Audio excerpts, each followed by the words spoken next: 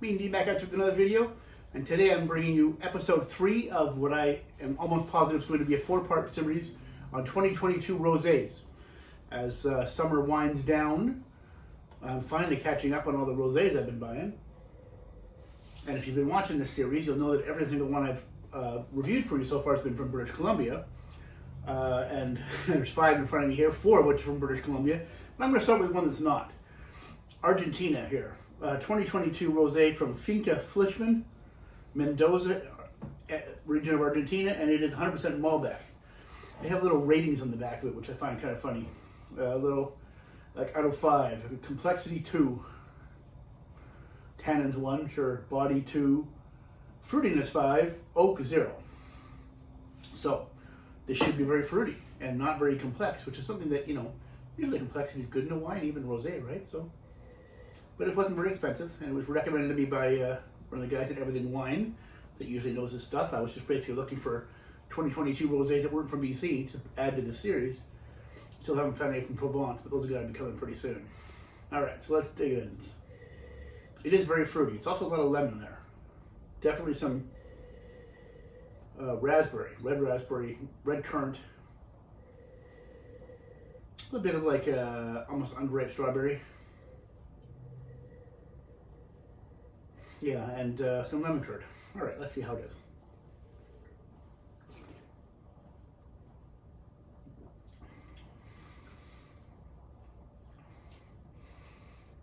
Oh, that's not bad at all. I'm gonna take a second sip before I get too into it because I just realized that the last thing I ate was kind of sweet a little while ago, but probably haven't cleansed my palate since that. And that's gonna make the rosé a little tartar than it is, and it does taste kind of tart. So. Short of getting up and going to wash my mouth out, I'm just going to have a second sip.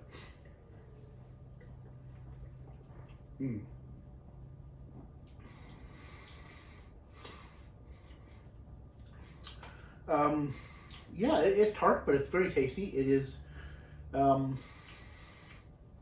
red fruit.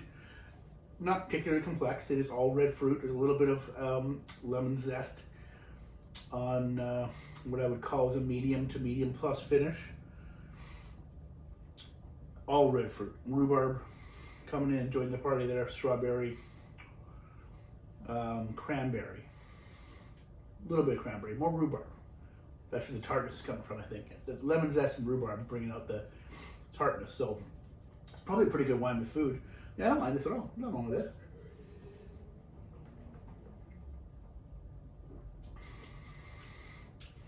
Yeah, it's perfectly good, simple wine for the price. Nothing wrong with that. And you know, I get tired of drinking rosé from the same place every single time. It's always from BC or from Provence usually. Nice to have something different. I rate this a very solid 87 points. Good value for the money. Probably pretty easy to find in most liquor stores wherever you might be. I'd recommend that for sure. All right, now. Oh, there's going to be one more rosé here too. The next one you see is actually going to be from Liber, at Liber Farm and Winery in Okanagan. It's not here because I'm going to a wedding tomorrow where they're going to be serving it, and I know that because I had them supply it. So I don't have a bottle of it here, but I will be drinking that, and I will review on that one next. So as promised, Liber 2022 rosé. Oh, that's a nice nose. Pink grapefruit, cranberry, a little bit of strawberry. Rhubarb maybe in there.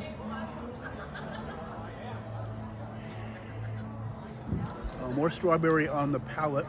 Raspberry. Pick a red fruit. Pick a red fruit. They're all there. That's nice. Wow, this might be the best one he's ever done. Yeah, that's a good wine. Like that a lot. Oh, and it's got a little bit of let's take a strawberry rhubarb pie there at the end. Nice. Yeah, good job, Mike. That's 89 points. Excellent. Now I'm going back to the wedding. Okay, so I'm going to leave the BC rosés away for a minute because the French rosés are starting to hit the liquor store, finally. And here we are. I have one Provence rosé that I'll try a little later. Right now we're in the Languedoc.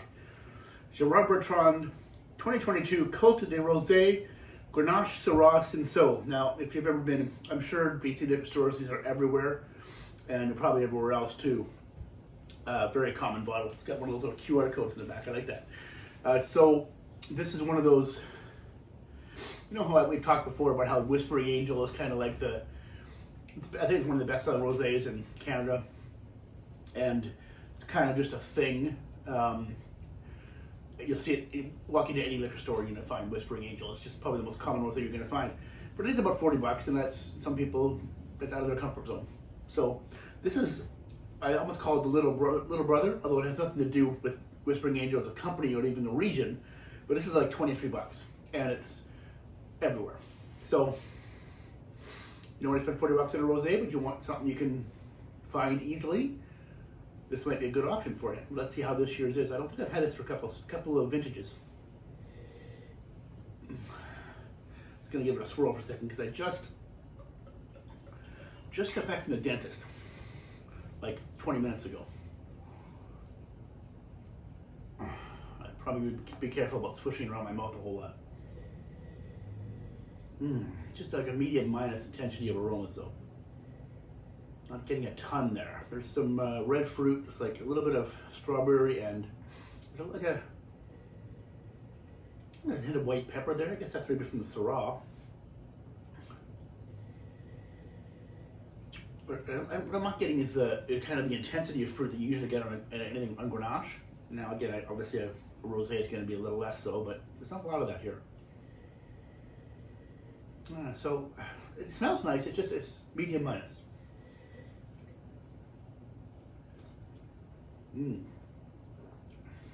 Much more flavorful than it is aromatic. My initial impressions would be it's a Pinot Noir rosé. It's strawberries and cream and a little bit of rhubarb. I'm getting a little bit. There's a little pepper there, a little peppery quality. There is some raspberry, a little bit of a little red plum, and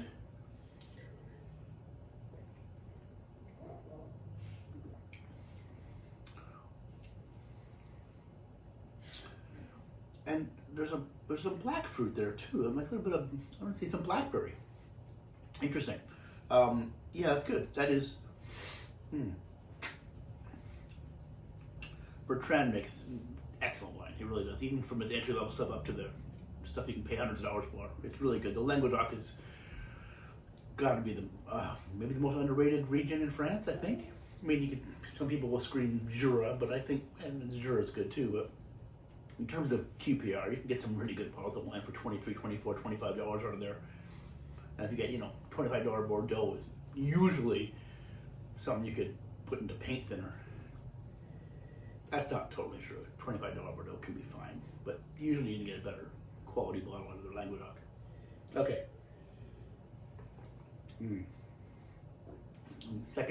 Third sip, I'm getting a little bit of rhubarb. But again, there's more black fruit there than you often get on a rosé. And some dried herbs, it's almost like a brambly blackberry, boysenberry type of thing, with a little bit of the it was whole stem clusters, but I don't think it is. Tiny bit of green notes on it, but that's good. I'm enjoying this. 13% alcohol. For the money, I don't know how much better you're going to do than this, especially from France, right? We'll see when we get to the Languedoc one, or sorry, the one from Provence later, but this one is a really good deal. I give that 89 points. I may be selling a little short, but I think I'm going to stick with 89. All right, what's up next? Okay, 2022 Rosé of Cabernet Franc from Liquidity. I've never had this one before, and as you can tell from the color, it's a really light color for a Cab Franc Rosé. Really interesting. Obviously, they don't use a lot of skin contact here. It's a small batch fermented in neutral French oak and stainless steel. All right, fruit sourced from the soya. So, okay, here we go. That smells, well, I was gonna say it smells like a Cab Franc Rosé, but it's not really. It's almost kind of a tweener there. We got some blood orange and strawberry and raspberry. There's a hint of like a white grapefruit there. And fresh nectarine. Interesting. Okay, let's see how it tastes.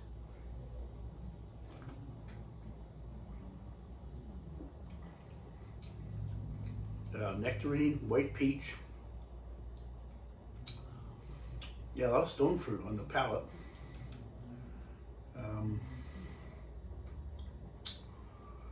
There's the lemon coming through now. Grapefruit.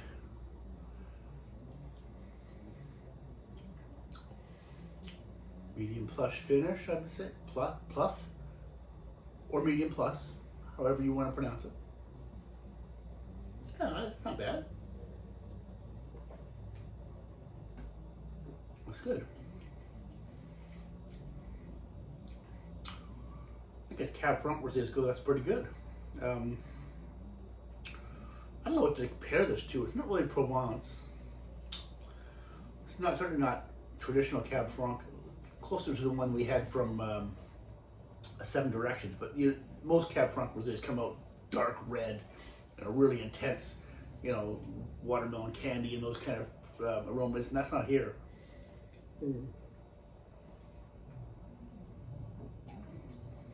Yeah, and there's some like orange blossom, some orange flowers, and orange zest too, a little bit in there. Yeah, that's not bad at all. No problem with that. I'd give it 87 points. That's a lovely rosé. Good example of a different kind of example of a Cabernet Franc rosé from British Columbia. All right, what's next? Okay, so here's the last one for this video. We've got the Quailsgate 2022 rosé. Always a favorite. I don't know why it took me so long to have this one this year. I believe this was the very first rosé I bought early in the spring. And as I'm recording this part of the video, it's Thanksgiving Day. So happy Thanksgiving to all my Canadian friends. Oh boy, that's nice.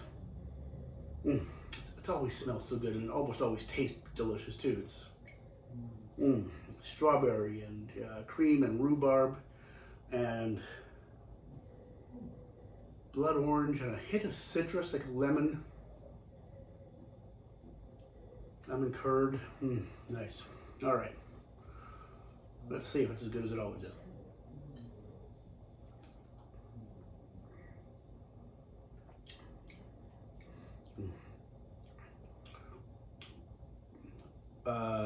More tart on the palate.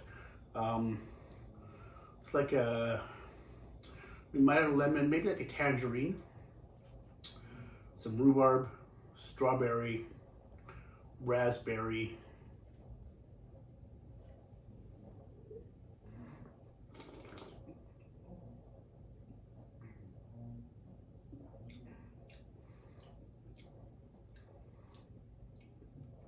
I think there's a hint of like a tomato leaf on the finish, medium plus finish.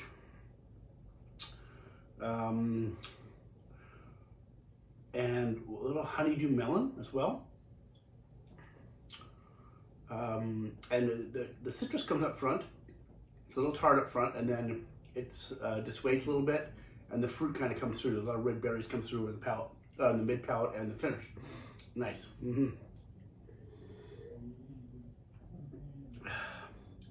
Yeah. Delicious as usual. I give that 89 points. That is a beauty. It's a blend of Gamay and Pinot Noir. It's a little different blend every year, but it's very consistent.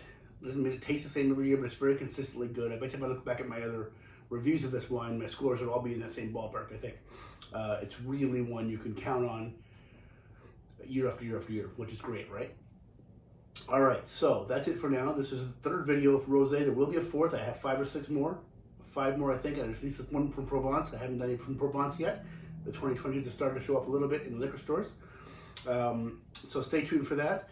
I've got 2 more various varietal videos that are underway. Well, 3 if you count the dessert wine video, which is underway. And as I said before, there's a lot of dessert wines. It's going to take me a while to taste through all those, but it's coming, I promise. There's going to be I got 2 more various varietals. One's a white wine, one's a red wine. I'll let you see if you can guess what those varietals are. But they're coming, and there'll be all kinds of other good stuff as well. So thanks so much for hanging in there. Please give us a like on YouTube if you enjoyed the video, if you'd like to keep this content going. It supports the channel quite a bit. And leave me a comment. What's your favorite BC rosé? I haven't reviewed them all yet, but I've given you a whole bunch. What's the one that you like every year, year after year after year? Is there one that's just incredible? Is there one that I hadn't ever reviewed that you want to see me review? If I can find it and get someone to send me one without paying $85 in shipping for one bottle or whatever they might charge. Not $85, of course, but I'll see if I can get it in there. So until next time, that's it, and drink great wine. See you soon.